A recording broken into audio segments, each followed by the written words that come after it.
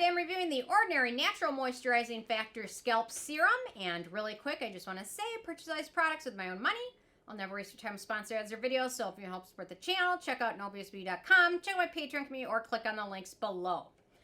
Okay, finally get a chance to review this one. I don't know why it took me this long, but it did. And it's probably because I really love this one. They're multi-peptide serum for hair density, so it's hard for me to get away from this one and dedicate myself to using this other one for 30 days. It's really hard. Yeah, so, okay. So they say the Ordinary Natural Moisturizing Factors plus Hyaluronic Acid Scalp Serum is a lightweight, milky serum that contains several moisturizing factors found naturally within the skin to help support scalp hydration. And my main thing with this one, I put it on last night, and I just think it makes my hair look greasy, especially when my roots are growing in a little bit.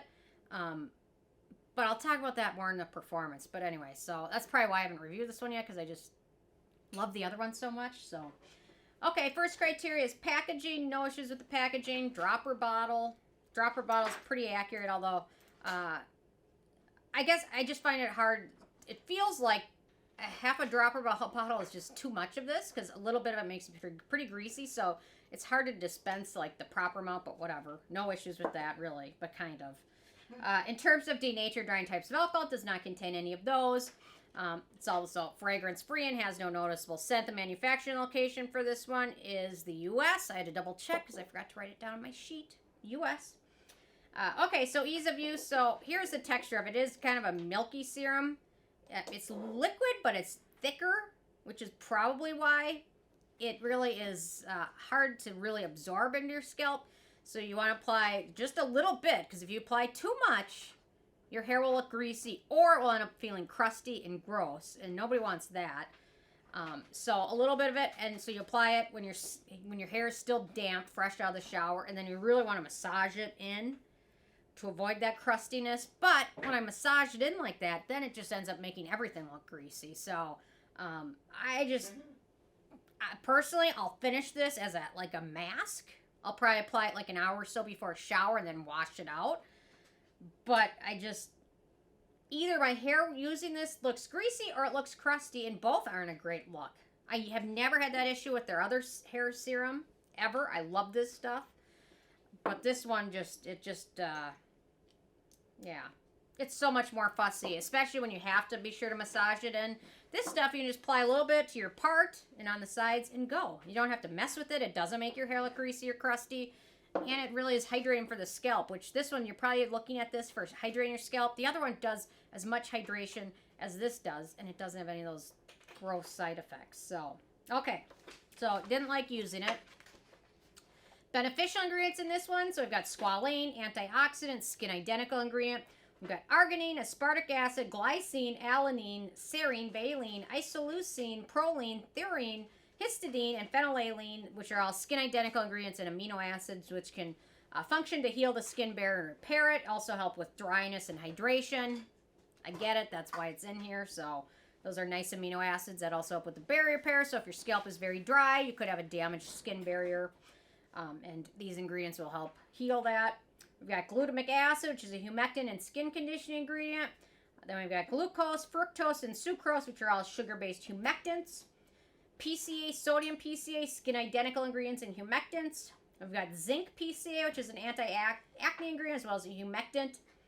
Then we've got magnesium PCA and manganese PCA, which are both humectants. And we've got urea, which is a skin-identical ingredient and natural moisturizing factor. Lactic acid, which in smaller amounts and at a higher pH, lactic acid functions as a humectant. And then finally, we've got Hexyl nicotinate, which is an emollient. So a nice long list of amino acids and skin-identical ingredients and antioxidants. So there's nothing wrong with any of the ingredients in here. They're all lovely. So no issues at all with that. In terms of animal testing, this is vegan as well as cruelty-free. So again, no issues with that. In terms of performance, again, much better luck with this. I've been using their multi-peptide serum for hair density since it came out. And I always have had issues with a very dry scalp, itchiness, flaking, dandruff, all of that good stuff. In this product, in and of itself, using it over years, I don't have any issues with my scalp at all. I can use whatever shampoo I want for the most part without issues or dryness. And this stuff I love.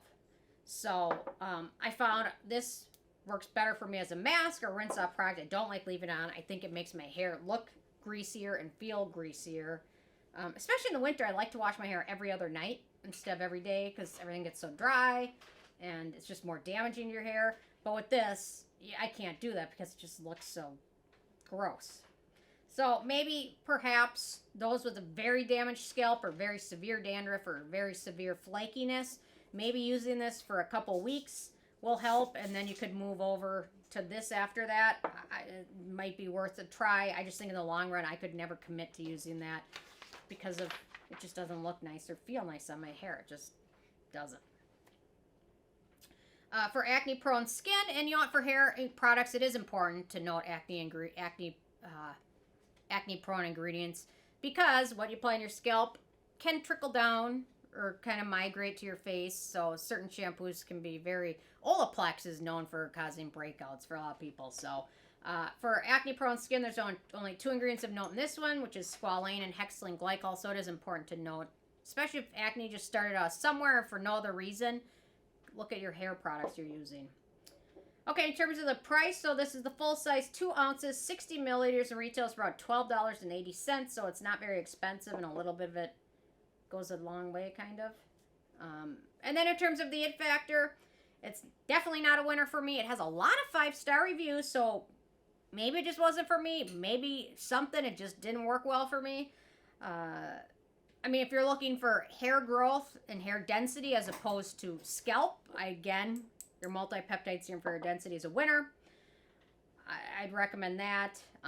So I'll finish this. Just would not recommend it. I'll definitely finish using it as a mask, not as a leave-on product. So anyway, with a 10 being a perfect score, I gave this one a 7. It has a lot of redeeming qualities, and a lot of people like it, so you never know. It just wasn't for me. So anyway, interested in hearing from you guys if you tried this and what your experience was. Definitely leave a comment. Interested in hearing what you guys have to say. Love hearing from you, and stay tuned for more tomorrow. Thank you so much. Bye, guys.